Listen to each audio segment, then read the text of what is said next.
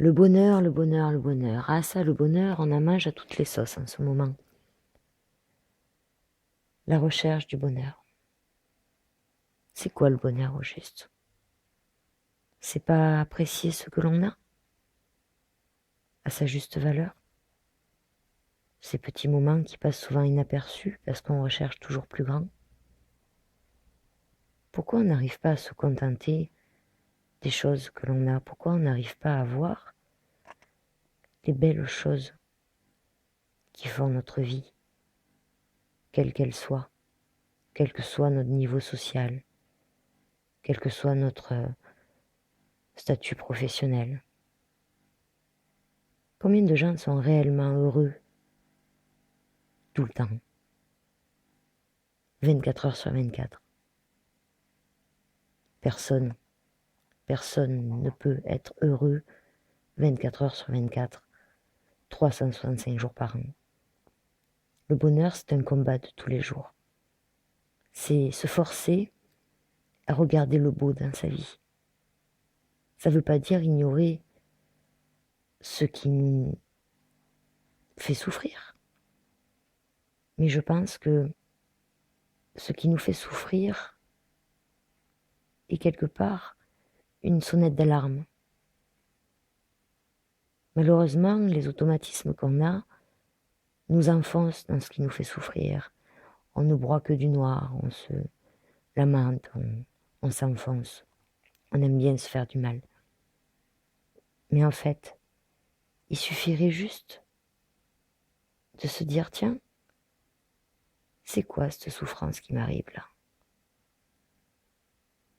C'est quoi cette douleur? Qu'est-ce que cette situation rappelle à moi encore et encore et encore, jusqu'à ce que je le prenne en considération? Parce que finalement, c'est ça. Des petits messages légers au départ, des petits signes avant-coureurs. Et ensuite, c'est de plus en plus violent, jusqu'à ce qu'on comprenne pourquoi. C'est pour ça que vivre le moment présent, faire les choses en conscience est important. Dès lors qu'on est attentif à ce que l'on dit déjà, parce que les mots que l'on prononce ont énormément d'importance, à la manière dont on voit les choses aussi, dont on les regarde. Dans toute chose, il y a du beau et du moins beau. À nous de savoir sur quoi va porter notre attention. Ça ne veut pas dire ignorer, encore une fois, ce qui est moins beau. Mais ça permet de prendre du recul, de l'analyser différemment, de le voir différemment. C'est pour ça que on n'arrive pas au bonheur comme ça, en claquant des doigts. Ça demande énormément de travail en soi. Alors que travailler en premier? Je dirais l'ego, le mental, puisque c'est l'ego qui fait naître ces souffrances. Je pense que se rapprocher de son enfant intérieur aussi nous permet justement de lâcher l'ego, petit à petit, en se reconnectant à soi. Une fois qu'on a travaillé l'ego, et Dieu sait que c'est un gros morceau, qu'il vous faudra travailler tout au long de votre vie, parce que la vie faisant que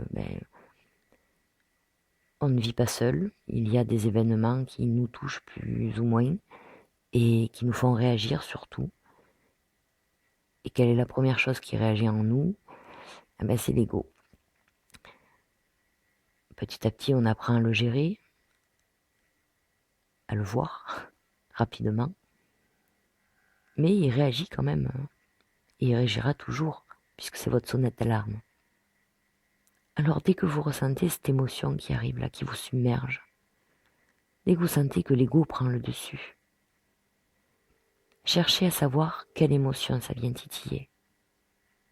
Ça vous donnera de suite l'indication de savoir ce que vous avez à travailler en vous à ce moment M de votre vie.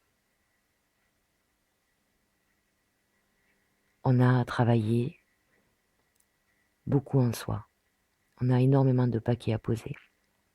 On prend conscience, surtout au jour d'aujourd'hui, avec ce monde qui s'éveille, on prend conscience que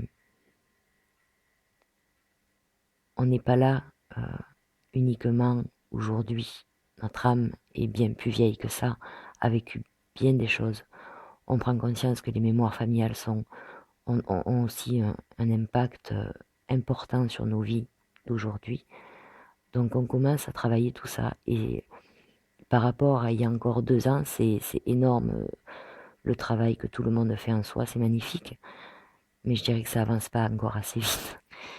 Et il y a encore des choses horribles qui se passent sur notre terre et bien sûr il y a énormément de personnes qui se relèvent contre ça et c'est tant mieux, mais pas suffisamment encore. Les gens vivent trop encore dans leur bulle et il faut sortir de cet individualisme et travailler en soi c'est bien, mais je pense qu'on a besoin de trouver un sens à notre vie et on ne peut pas trouver de sens à notre vie tant qu'on ne contribue pas pour un monde meilleur. À son échelle, bien sûr. Si tout le monde fait une action dans sa semaine, une action vers le monde, je vous laisse imaginer ce que ça peut donner dans 1 an, 5 ans, 10 ans. Se le dire, c'est bien, culpabiliser, ça n'apporte rien. Agir. Agir. Il n'y a que ça. Et ça n'arrive pas par les autres, ça n'arrive que par soi.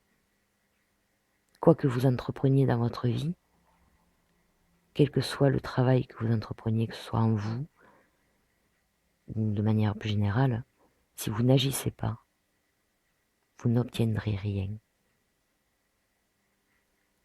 À vous de décider maintenant ce que vous voulez construire dans votre vie. Ne vous laissez pas abattre par des paroles négatives. Gardez votre objectif bien en vue. Et soyez attentif à ce que vous ressentez. Parce que c'est votre sonnette d'alarme, c'est ce qui va vous permettre de...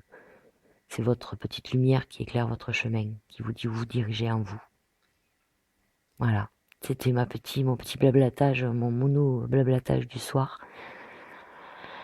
Après cette journée difficile passée à regarder des infos horribles. Coupez la télé, coupez-vous de toutes ces choses moches. Ne rentrez pas dans les colères, ne rentrez pas dans les jugements. Et allez au-delà des apparences et des différences. Faites la différence. Sortez du moule. À très bientôt.